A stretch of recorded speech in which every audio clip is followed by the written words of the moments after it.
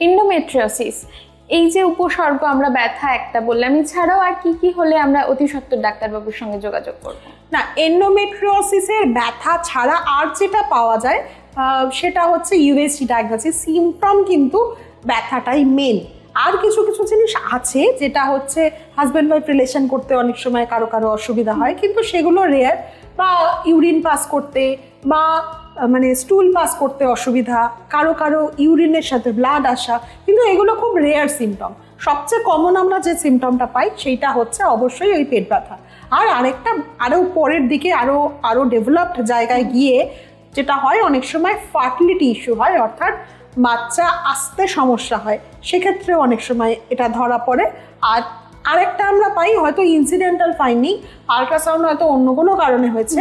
আল্ট্রাসাউন্ডটা তো আজকাল আমরা অনেক কিছুর জন্য ইউজ করি, তো হোল অ্যাবডোমেন আল্ট্রাসাউন্ড হয়েছে, দেখা গেল একটা চকলেট সিস্ট আছে, সেটাও কিন্তু এন্ডোমেট্রিওসিসের কারণেই হয়।